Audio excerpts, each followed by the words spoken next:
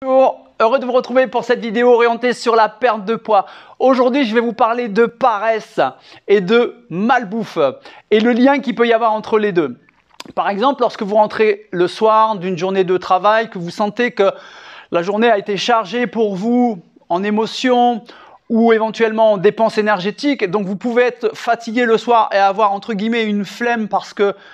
vous manquez d'énergie, vous avez besoin de vous restaurer, donc vous avez cette faim physiologique qui réclame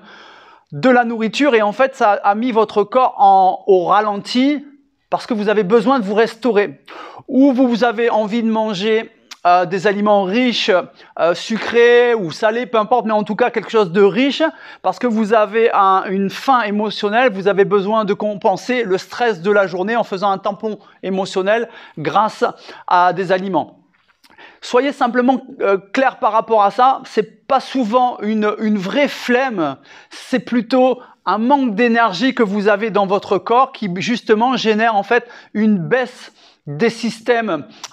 énergétiques pour pouvoir continuer à avancer mais en mode ralenti. Également, soyez vigilants par rapport aux habitudes que vous pouvez prendre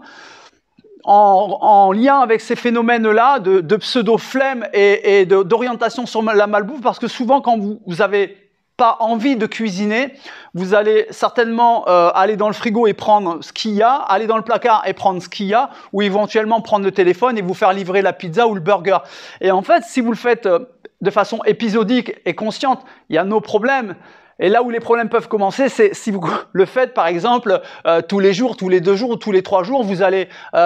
mettre un budget dans la malbouffe et en fait vous allez pas vous restaurer en termes de valeur énergétique et au contraire vous allez commencer à vous fatiguer, peut-être accumuler de l'embonpoint et votre corps rentre dans un cercle vicieux dans le sens où il perd en vitalité puisqu'il a plus les macronutriments essentiels pour lui, il a plus les minéraux et les vitamines qui lui servent à se maintenir à flot et à se régénérer correctement.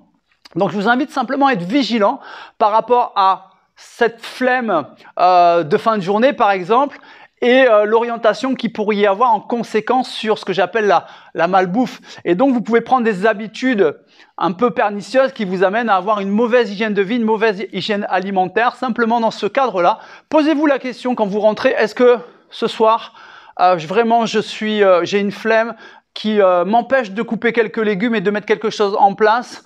ou au contraire, est-ce que vraiment je peux juste prendre quelques minutes, couper quelques légumes, en 10 minutes, 15 minutes, j'arrive à me faire un petit plat sympa qui va lui me redonner une bonne énergie, me donner des couleurs dans l'assiette, de la vitalité pour remonter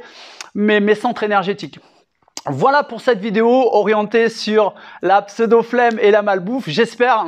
qu'elle vous aidera dans votre compréhension de vos habitudes alimentaires. Si vous avez besoin de conseils, que ce soit dans la perte de poids, que ce soit dans la planification d'entraînement ou que ce soit dans la façon d'appréhender la nourriture, vous pouvez me contacter par message. Nous prendrons un rendez-vous téléphonique et nous mettrons en place un plan d'action pour atteindre votre objectif de perte de poids. Je vous dis à bientôt. Au revoir.